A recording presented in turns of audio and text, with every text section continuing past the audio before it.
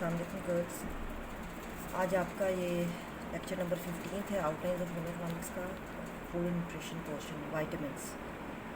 उम्मीद है कि आपने पिछला वाला चैप्टर नंबर 6 जो कि हमने फैट्स का किया था वो सारा काम कर लिया होगा, और मेरे पास अब तक किसी बच्ची ने भी कॉल नहीं मुझे की अपनी फाइल्स के मुतालिक। Let's start with the chapter introduction vitamins.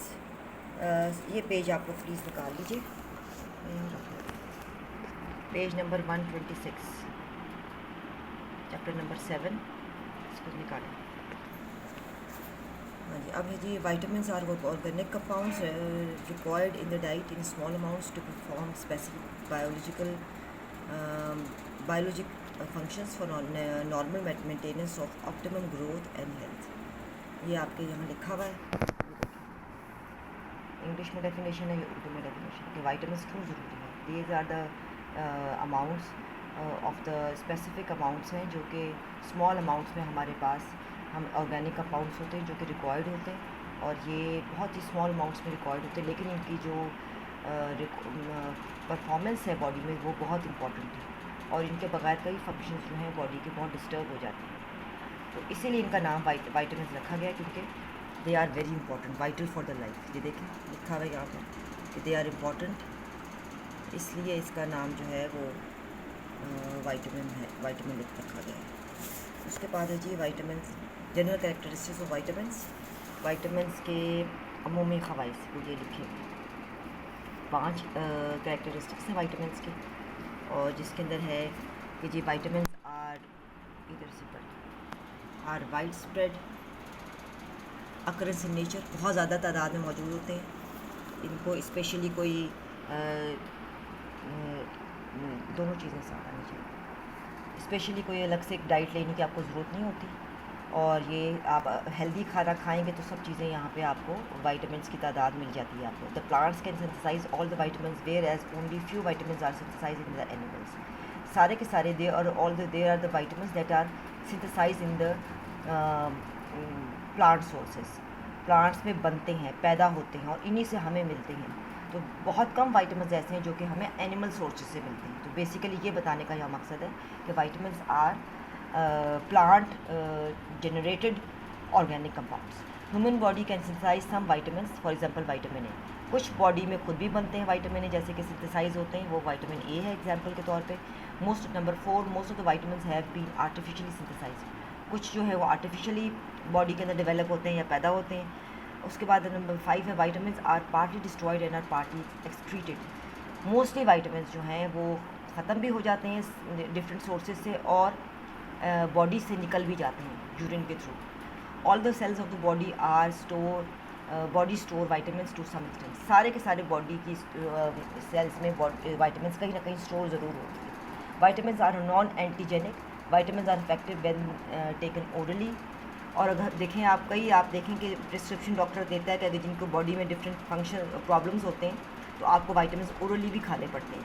Vitamins carry out functions in very low concentration.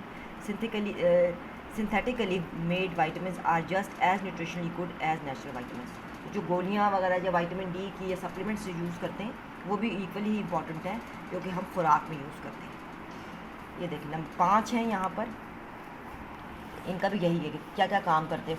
खुद पैदा होते हैं, क़ुव्वत और हरारत या हमें हीट एंड एनर्जी प्रोवाइड करते हैं, very required in a very low amount. की सारी वही बातें लिखी हुई हैं जो मैंने आपको यहाँ बताई। उसके बाद चलें जी, नेक्स्ट है आपका main functions of the vitamins. जी ये जिस्म में काम, वाइटामिन के जिस्म में काम 5 फंक्शंस हैं ये, और इसके अंदर है जी vitamins are essential to maintain health, to help prevent deficiency diseases such as beri की डिज़ीज़ को प्रिवेंट करता है, रिकेट्स की डिजीज़ को प्रिवेंट करता है। उसका क्या मकसद है कि इसमें रिकेट्स होती है आपकी बोन्स की सॉफ्टनिंग की वजह से, जो कि कैल्शियम की वजह से होती है।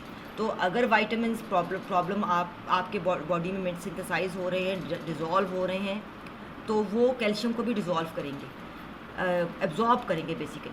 अगर नहीं हो रहे उसकी कमी है तो ऑटोमेटिकली ये डिजीज़ भी इनकी वजह से पैदा होंगी। उसके बाद है to regulate the repair of the body cells, to help combat the aging process and to help the process of carbohydrates and release the energy in the body. ये कार्बोहाइड्रेट्स को भी हेल्प करते हैं रिलीज़ करने में, जो कि fat soluble vitamins होते हैं, और हमें एनर्जी प्रोवाइड करते हैं और हीट प्रोवाइड करते हैं। ये यहाँ पे लिखा हुआ है सारा। एंजाइम्स के लिए ज़रूरी हैं, कोएंजाइम ज़रूरी हैं, के लिए ज़रूर कैटलिस्ट के तौर पे काम करते हैं, रिप्रोडक्शन के लिए ज़रूरी है। नेक्स्ट है जी आपका ये रिसोर्सेज हैं, जनरल रिसोर्सेज और वाइटामिन हैं। ये लिखा हुआ है वाइटामिन ए किन किन चीज़ों में होता है, वाइटामिन डी किन में होता है, वाइटामिन ई किन चीज़ों में होता है, वाइटामिन के किन चीज़ों में होता है, और ये सब इनकी पिक्चर्स बनी हुई हैं जो कि यहाँ पे ये देख लें। ये यहाँ से आपने तैयार करना है, वेरी इजी टू लर्न। इसको यहाँ से आप याद करें और आप जनरली लिख भी सकते हैं। उसके बाद है जी वाइटामिन्स की ये चार्ट है पूरा कि फैट सॉल्युबल वाइटामिन कौन से, ए डी ई एन के। एंड वाटर सॉल्युबल कौन से वाइटामिन हैं, वाइटामिन बी ग्रुप होता है, वाइटामिन सी। वाइटामिन बी में बहुत सारे वाइटामिन आते हैं जो हम आगे डिटेल से पढ़ेंगे, और ये सारी की सारी इनकी पिक्चर्स भी बनी।